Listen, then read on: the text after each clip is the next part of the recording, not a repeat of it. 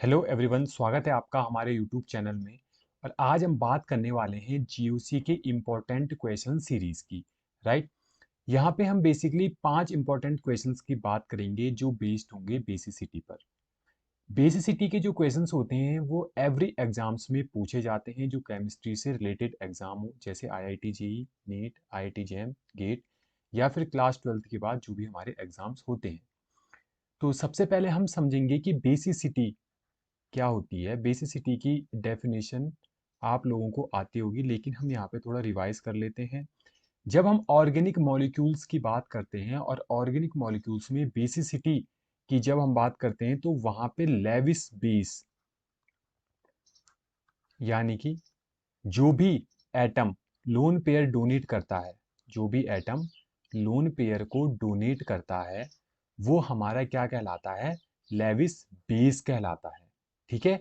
यानी कि कोई भी एटम जितनी आसानी से, जितनी इजीली लोन पेयर को डोनेट करेगा उसकी बेसिसिटी उतनी ही ज्यादा होगी। तो बेसिकली हमें क्या चेक करना है कि जो लोन पेयर प्रेजेंट होते हैं हमारे एटम के ऊपर वो आसानी से डोनेट कहां पर हो रहे हैं। ठीक है। चलो बात करते हैं अपने एग्जाम्पल फर्स्ट की। यहां पर ऑक्सीजन एटम है और ऑक्सीजन के पास नेगेटिव चार्ज लगा हुआ है। ऐसे ही सेकंड और थर्ड हमारे जो कंपाउंड्स हैं वहां पर भी ऑक्सीजन के ऊपर नेगेटिव चार्ज प्रेजेंट है। हमें ये देखना है कि कौन सा नेगेटिव चार्ज आसानी से डोनेट करेगा। मान लेते हैं यहाँ पे कोई इलेक्ट्रोफाइल है, तो इलेक्ट्रोफाइल को सबसे आसानी से अपने लोन पेयर कौन सा ऑक्सीजन एटम डोनेट करेगा। और ये किस चीज पे डिपेंड करता है? ये डिपेंड करता है कि बेंजीन के ऊपर कौन सा ग्रुप लगा हुआ है, और दूसरा कि जो ग्रुप लगा हुआ है उसकी प्रॉपर्टी क्या है। क्या वो प्लस आई इफेक्ट शो कर रहा है, या माइनस आई इफेक्ट, या प्लस एम या माइनस एम इफेक्ट शो कर रहा है। तो चलिए स्टार्ट करते हैं अपने क्वेश्चन को। तो फर्स्ट वाले एग्जाम्पल में आप देख रहे होंगे जो NO2 ग्रुप है, नाइट्रो ग्रुप। नाइट्रो ग्रुप आपको ध्यान रखना है कि ये माइनस आई इफेक्ट शो करता है, साथ में nitro group minus M effect भी शो करता है। यानी कि ये जो दोनों इफेक्ट हैं, ये दोनों इफेक्ट हमारे क्या बताते हैं कि ये बेंजीन के रिंग से इलेक्ट्रॉन को विड्रॉ करने वाले हैं। क्या करने वाले? इलेक्ट्रॉन को विड्रॉ करने वाले हैं। अच्छा, जब नाइट्रो ग्रुप बेंजीन से इलेक्ट्रॉन को विड्रॉ करेगा तो बेसिकली क्या होगा कि ये इलेक्ट्रॉन की डेंसिटी नाइट्रोजन पे शिफ्ट हो जाएगी, और ऑक्सीजन का जो यहाँ पे लोन पेयर हम कह रहे हैं वो लोन पेयर यहाँ पे कॉन्जुगेशन में आ जाएगा। तो इनडायरेक्टली हम कह सकते हैं कि यहाँ पे जो लोन पेयर की इलेक्ट्रॉन की डेंसिटी थी वो लो हो रही है ना। तो जब इलेक्ट्रॉन क्या हो जाएंगे, बेंजीन रिंग में आ जाएंगे, तो इलेक्ट्रॉन डोनेट कहां से होंगे? तो हमें ये ही देखना है कि कौन सा नाइट्रो ग्रुप सबसे ज्यादा इलेक्ट्रॉन की डेंसिटी अपनी ओर खींच रहा है। तो ऑर्थो की पोजीशन पर देखा हमने कि यहाँ पे माइनस आई इफेक्ट लग रहा है और माइनस एम इफेक्ट यहाँ पे प्रेजेंट है। दूसरा एग्जांपल है जब नाइट्रो ग्रुप हमारे मेटा पोजीशन पे है। मेटा पोजीशन पे आपको ये ध्यान में रखना है कि केवल यहाँ पे माइनस आई इफेक्ट वर्क करता है, यहाँ पर माइनस एम इफेक्ट वर्क नहीं करता है। ठीक है। तो यहाँ पे हमने माइनस आई लिख दिया। तीसरा जो मेरा कंपाउंड है, तीसरे कंपाउंड में पैरा पोजीशन पे नाइट्रो ग्रुप अटैच्ड है। तो पैरा पोजीशन पर हमारा माइनस एम इफेक्ट भी लगता है और माइनस आई इफेक्ट भी लगता है। और सबसे ज्यादा जो इलेक्ट्रॉन डेंसिटी अपनी ओर खींचता है वो खींचता है माइनस एम इफेक्ट। राइट। यानी कि जो मेरा एग्जाम्पल फर्स्ट है और एग्जाम्पल जो थर्ड है वहां पे दोनों में माइनस एम इफेक्ट भी लग रहा है और माइनस आई इफेक्ट भी लग रहा है। बट सबसे ज्यादा किसमें लग रहा है वो हम यहाँ पे चेक करेंगे। जो माइनस एम इफेक्ट होता है ये डिस्टेंस इंडिपेंडेंट होता है। यानी कि नाइट्रो ग्रुप किसी भी पोजीशन पे यदि लगा हुआ है तो वहां पे वो सेम इलेक्ट्रॉन की डेंसिटी विड्रॉ करेगा, चाहे वो ऑक्सीजन एटम के पास में लगा हुआ हो या फिर ऑक्सीजन एटम से दूर हो। माइनस एम सेम इलेक्ट्रॉन की डेंसिटी को अपनी ओर खींचेगा। तो माइनस एम का तो इनमें कोई फर्क नहीं पड़ने वाला है। दूसरा हम देखेंगे माइनस आई इफेक्ट, यानी कि इंडक्टिव इफेक्ट। इंडक्टिव इफेक्ट जो होता है वो डिस्टेंस डिपेंडेंट होता है। यानी कि जो भी ग्रुप ऑक्सीजन एटम के जितने पास होगा वो उतनी ज्यादा इलेक्ट्रॉन की डेंसिटी अपनी ओर खींचेगा। तो इससे हमें क्या पता चलता है कि जो फर्स्ट वाला मेरा कंपाउंड है उसमें सबसे ज्यादा इलेक्ट्रॉन की डेंसिटी अपनी ओर नाइट्रो ग्रुप खींच रहा है, जिसके कारण ऑक्सीजन के पास इलेक्ट्रॉन की डेंसिटी क्या हो जाएगी, बहुत ही ज्यादा कम हो जाएगी और ये अपना लोन पेयर आसानी से डोनेट नहीं कर पाएगा। और जो भी एटम आसानी से अपने लोन पेयर डोनेट नहीं कर पाता है तो उसकी हम क्या कहते हैं कि उसकी बेसिसिटी जो होती है वो कम हो जाती है। तो सबसे कम जो बेसिसिटी शो करेगा वो करेगा पहला, उसके बाद जो बेसिसिटी शो करेगा वो करेगा तीसरा, और सबसे ज्यादा बेसिसिटी शो करेगा सेकंड वाला। अब जो मेरा सेकंड वाला कंपाउंड है यहाँ पे आप देख रहे होंगे कि मेटा पोजीशन पर नाइट्रो ग्रुप अटैच्ड है और मेटा पोजीशन पर मेसोमेरिक जो इफेक्ट होता है वो वर्क नहीं करता है, यहाँ पे केवल इंडक्टिव इफेक्ट ही वर्क करता है। इसीलिए यहाँ पे क्या हो रहा है, बेसिसिटी ज्यादा हो रही है, क्योंकि मीजोमेरिक इफेक्ट अगर लगता तो ये और ज्यादा इलेक्ट्रॉन की डेंसिटी अपनी ओर खींचता, जैसे एग्जाम्पल फर्स्ट एंड थर्ड में दिया हुआ है। तो उम्मीद है ये क्वेश्चन आपको आसानी से समझ में आ गया होगा और आप इसी प्रकार के क्वेश्चन को सॉल्व कर सकते हैं। तो अब स्टार्ट करते हैं अपने सेकंड क्वेश्चन को। आपको यहाँ पे भी क्या करना है, बेसिसिटी का ऑर्डर लगाना है, राइट। यहाँ पे देखो फर्स्ट जो कंपाउंड है यहाँ पे दो नाइट्रोजन एटम प्रेजेंट है, बट कौन सा नाइट्रोजन एटम इलेक्ट्रॉन पेयर को डोनेट करेगा ये आपको चेक करना है। तो ये जो नाइट्रोजन एटम यहाँ पे प्रेजेंट है इसके नेक्स्ट वाले कार्बन पर डबल बॉन्ड है, तो ये जो लोन पेयर है ये डोनेशन में नहीं जाएंगे बल्कि कॉन्जुगेशन में पार्टिसिपेट करेंगे, और ये जो दूसरा वाला नाइट्रोजन एटम है यहाँ पे इलेक्ट्रॉन की डेंसिटी को इंक्रीज कर देंगे। तो इसके बाद जो इसकी रेजोनेटिंग स्ट्रक्चर बनेगी वो कुछ इस प्रकार से बन जाएगी। सेकंड वाले नाइट्रोजन के पास आ जाएगा नेगेटिव चार्ज और इसके पास आ जाएगा पॉजिटिव चार्ज, और यहाँ पे हमारा डबल बॉन्ड रहेगा। ठीक है, तो बेसिकली आप क्या चेक कर रहे हो, जो फर्स्ट वाला नाइट्रोजन है उस पर पॉजिटिव चार्ज आ चुका है, यानी कि यहाँ पे तो इलेक्ट्रॉन की डेंसिटी क्या हो चुकी है, लो हो चुकी है, तो ये तो इलेक्ट्रॉन डोनेशन में पार्टिसिपेट करेगा ही नहीं। यहाँ पे क्या हुआ है, यहाँ पे इलेक्ट्रॉन की जो डेंसिटी है वो इंक्रीज हो चुकी है, और इलेक्ट्रॉन की डेंसिटी इंक्रीज का मतलब ये इजीली क्या कर सकता है, अब लोन पेयर को डोनेट कर सकता है, राइट। यानी कि अगर हम बेसिसिटी चेक करेंगे वो सेकंड वाले नाइट्रोजन की करेंगे, फर्स्ट वाले की नहीं करेंगे।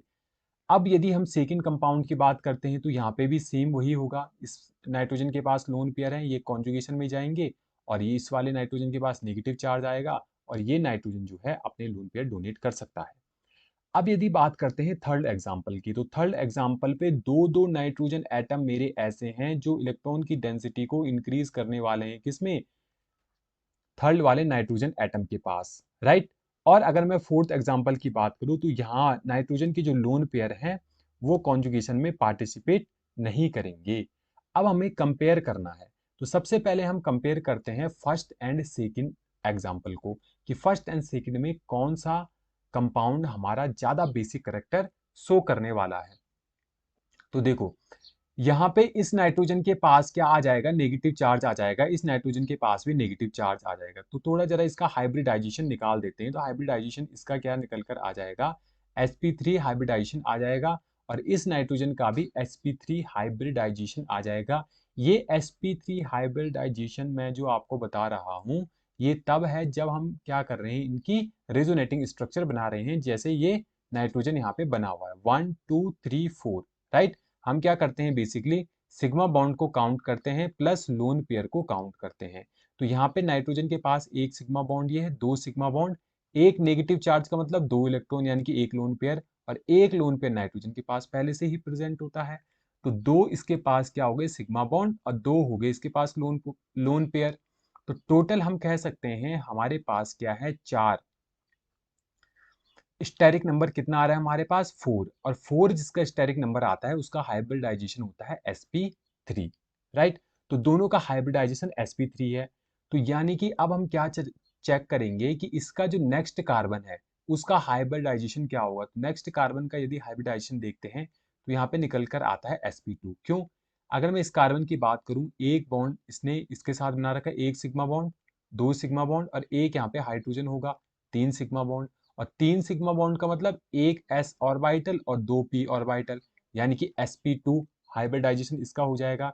जबकि अगर आप इस नाइट्रोजन की बात करें तो इस नाइट्रोजन का जो नेक्स्ट वाला कार्बन है ये नेक्स्ट वाला कार्बन sp3 हाइब्रिडाइज्ड है, राइट। और अगर मैं इलेक्ट्रोनेगेटिविटी की बात करूं, इलेक्ट्रोनेगेटिविटी sp2 की ज्यादा होती है और sp3 की इलेक्ट्रोनेगेटिविटी क्या होती है, कम होती है। और हमें ये पता है कि जिस भी एटम की इलेक्ट्रोनेगेटिविटी जितनी कम होगी वो इलेक्ट्रॉन को अपनी ओर कम अट्रैक्ट करने वाला है। यानी कि जो कंपाउंड 2 है वो इलेक्ट्रॉन की डेंसिटी नाइट्रोजन से कम अट्रैक्ट करेगा अपनी ओर। इसका मतलब ये हुआ कि नाइट्रोजन के पास जो इलेक्ट्रॉन की डेंसिटी है वो आसानी से उसे डोनेट कर सकता है। तो फर्स्ट और सेकंड में यदि हम बात करें तो सेकंड वाले की बेसिसिटी ज्यादा होगी फर्स्ट के कंपैरिजन में। हमने सिंपल क्या करना है, जिस भी एटम का आपने बेसिसिटी चेक करनी है उसका हाइब्रिडाइजेशन निकाल लो और उसके आसपास के जो कार्बन एटम है या कोई भी अदर एटम है उनका हाइब्रिडाइजेशन आप फाइंड आउट कर लो, राइट। और जिसकी इलेक्ट्रोनेगेटिविटी जितनी ज्यादा होगी वो उतना कम बेसिक करेक्टर शो करेगा, राइट। ओके। अब यदि हम बात करते हैं थर्ड एग्जाम्पल की, तो थर्ड एग्जाम्पल में यहाँ पे देखते हैं इस नाइट्रोजन के पास भी क्या है, sp3 हाइब्रिडाइजेशन है। अब आप लोग एक चीज गौर कर रहे होंगे कि ये जो नेगेटिव चार्ज इसके पास आया है वो किसके कारण आया है। एक तो इस नाइट्रोजन ने अपने लोन पेयर यहाँ पे डोनेट किए, राइट। और इस नाइट्रोजन ने भी अपने लोन पेयर यहाँ पे डोनेट किए।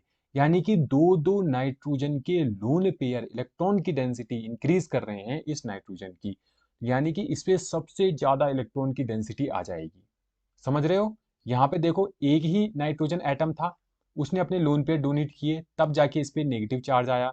यहाँ पे दो दो नाइट्रोजन एटम है और दोनों ही इलेक्ट्रॉन पेयर को डोनेट कर रहे हैं तो इस पे नेगेटिव चार्ज यानी कि इलेक्ट्रॉन की डेंसिटी बहुत ज्यादा हो जाएगी। तो हम कह सकते हैं कि जो मेरा थर्ड वाला ऑप्शन होगा वो सबसे ज्यादा बेसिसिटी शो करेगा इन सारे कंपाउंड के कंपैरिजन में। अब यदि बात करते हैं फोर की, एग्जाम्पल फोर्थ की, तो इसका हाइब्रिडाइजेशन क्या होगा। देखो इसके लोन पेयर जो है वो कॉन्जुगेशन में पार्टिसिपेट नहीं कर रहे हैं तो इसके डायरेक्टली आप सिग्मा बॉन्ड काउंट कर लो।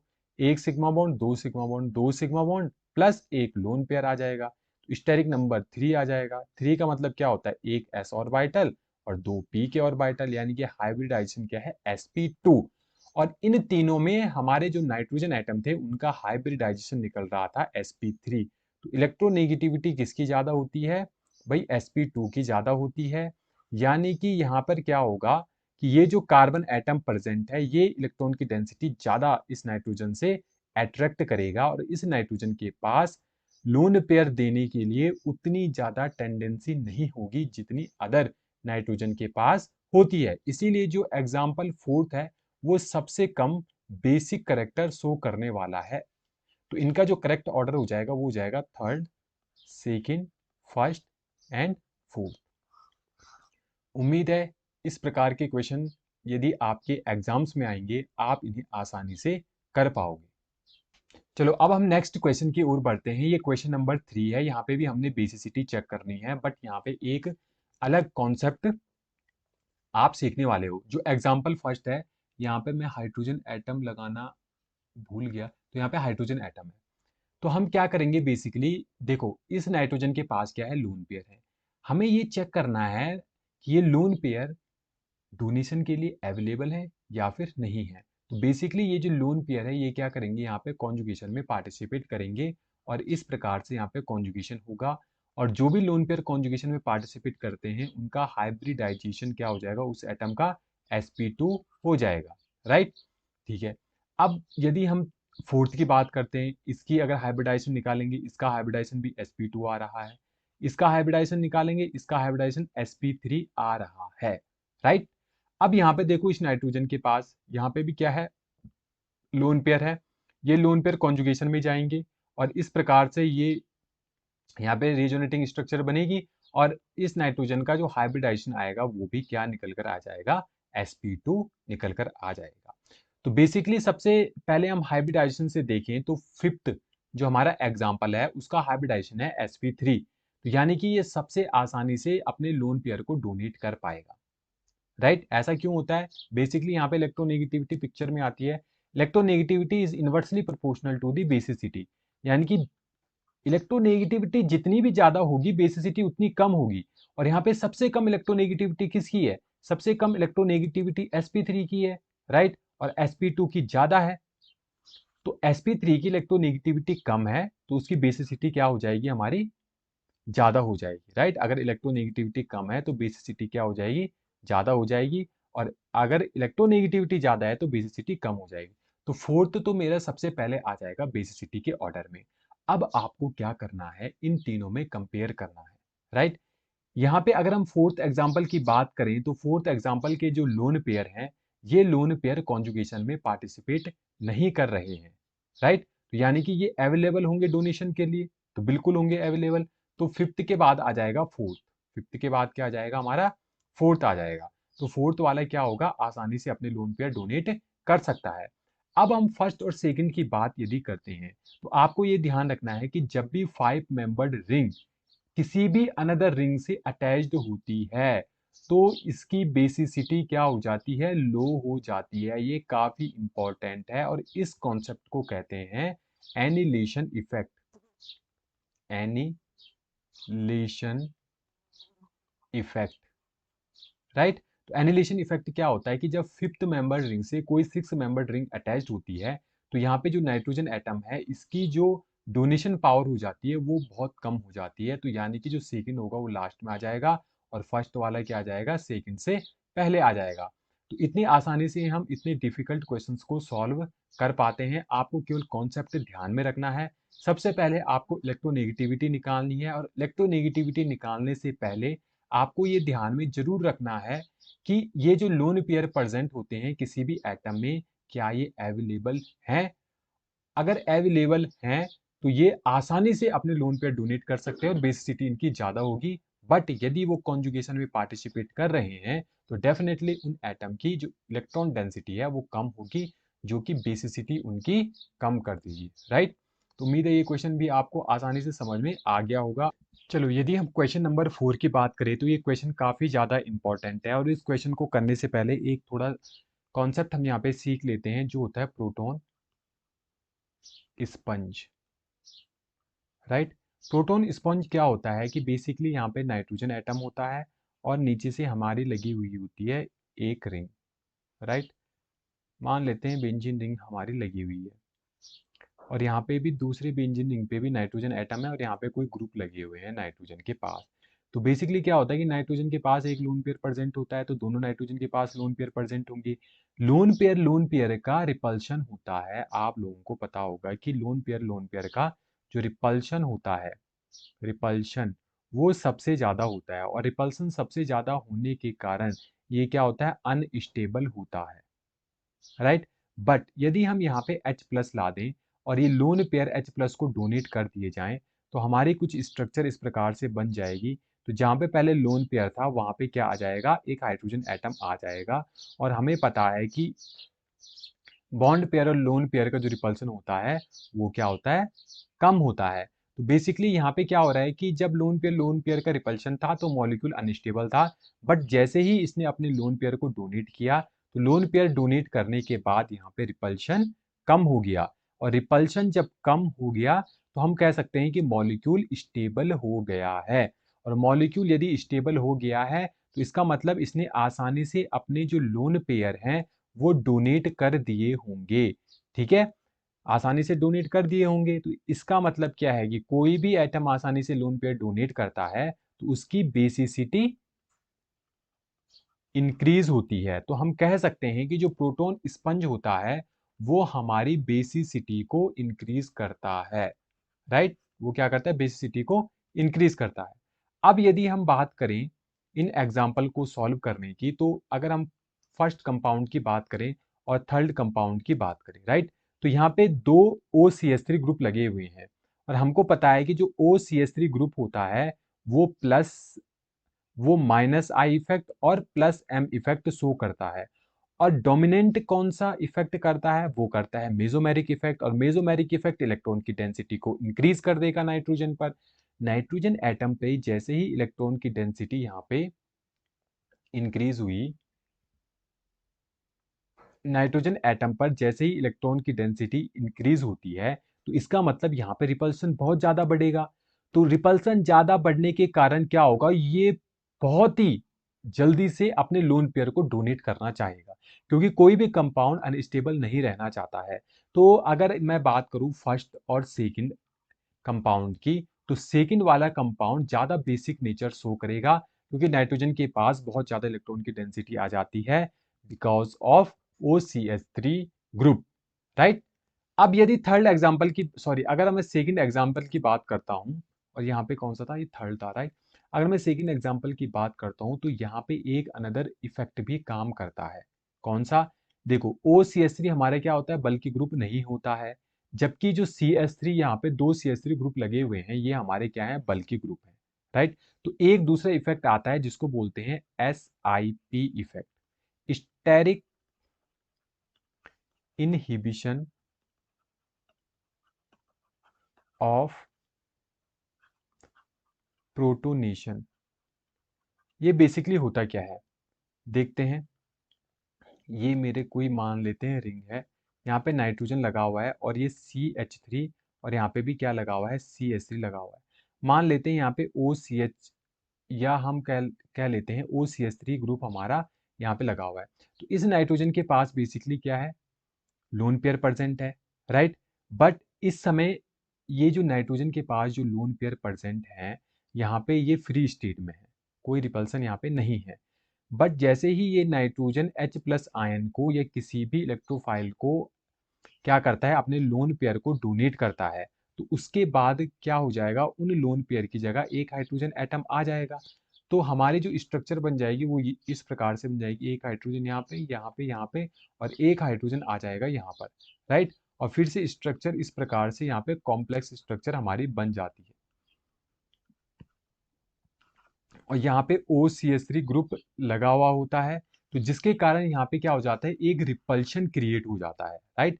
क्या होता है, मॉलिक्यूल में रिपल्सन बढ़ जाता है आफ्टर एक्सेप्ट H+ आयन। तो हम यहाँ पे क्या कहते हैं कि जब भी मेरा एक ग्रुप बल्कि होता है नाइट्रोजन पर, राइट, नाइट्रोजन एटम पर जब एक ग्रुप बल्कि होता है, तो उस केस में हमारा जो इफेक्ट लगता है वो होता है SIP इफेक्ट, जो बेसिसिटी को डिक्रीज कर देता है। ये क्या करता है, बेसिसिटी को डिक्रीज कर देता है। तो हम कह सकते हैं कि सबसे कम बेसिसिटी होगी सेकंड वाले की, देन होगी फर्स्ट की, और सबसे ज्यादा बेसिसिटी शो करेगा थर्ड वाला, राइट। तो यहाँ पे आपने दो इफेक्ट पढ़े, एक पढ़ा प्रोटोन स्पंज, और एक पढ़ा आपने स्टेरिक इनहिबिशन ऑफ प्रोटोनेशन। अब हम अपने लास्ट क्वेश्चन की ओर बढ़ते हैं। यहाँ पे भी आपको क्या बताना है, बेसिसिटी का ऑर्डर बताना है, राइट। तो सबसे पहले आप इनकी हाइब्रिडाइजेशन काउंट कर सकते हो। तो यदि मैं इस नाइट्रोजन की बात करूं, इस नाइट्रोजन का हाइब्रिडाइजेशन क्या हो जाएगा, 1 2 3, और एक यहाँ पे लोन पेयर प्रेजेंट है, तो इसका आ जाएगा हाइब्रिडाइजेशन sp3, राइट। यहाँ पे जो हाइब्रिडाइजेशन आ जाएगा वो आ जाएगा हमारा sp3 हाइब्रिडाइजेशन। ऑक्सीजन की बात करते हैं तो दो लोन पेयर इसके पास है, और दो बॉन्ड पेयर पास है जो सिग्मा बॉन्ड है, तो इसका भी हाइब्रिडाइजेशन क्या आ जाएगा, sp3। नाइट्रोजन की बात करते हैं तो नाइट्रोजन के लोन पेयर यहाँ पे कॉन्जुगेशन में जा रहे हैं, तो इसका हाइब्रिडाइजेशन आ जाएगा sp2। और ये जो अगर नाइट्रोजन है, इस नाइट्रोजन के लोन पेयर पार्टिसिपेट नहीं कर रहे हैं, तो इसका भी आ जाएगा हमारा sp2 हाइब्रिडाइजेशन।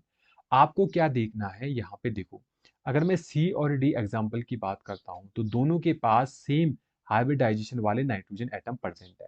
बट हमें पता है कि जो इलेक्ट्रोनेगेटिविटी होती है ऑक्सीजन की ज़्यादा होती है और नाइट्रोजन की कम होती है, और हमें पता है electronegativity is inversely proportional to the basicity. तो हम कह सकते हैं कि जो मेरा डी वाला ऑप्शन होगा वो मोर बेसिक होगा कंपेयर टू सी, राइट। अब sp2 वाले तो sp3 से कम बेसिसिटी शो करते हैं, ये हमने अभी प्रीवियस क्वेश्चन में देख लिया है।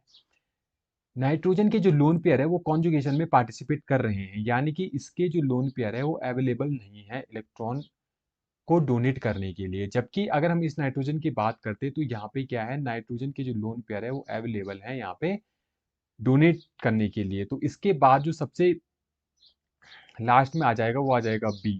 तो ऑर्डर क्या हो जाएगा, DCAB। तो ये हमारा बेसिसिटी का ऑर्डर हो जाएगा। और ये पांच जो हमने क्वेश्चन किए, इनमें डिफरेंट डिफरेंट हमारे कॉन्सेप्ट्स लगे हुए हैं। उम्मीद है आपको ये पांचों क्वेश्चन आसानी से समझ में आ गए होंगे, और यदि आपके क्वेश्चंस में ये क्वेश्चन आएंगे तो आप निश्चित रूप से इन क्वेश्चंस को सॉल्व करेंगे। तो बने रहिए हमारे साथ। यदि आपने अभी तक हमारे चैनल को सब्सक्राइब नहीं किया है तो प्लीज़ हमारे चैनल को सब्सक्राइब कीजिए, लाइक कीजिए और शेयर कीजिए।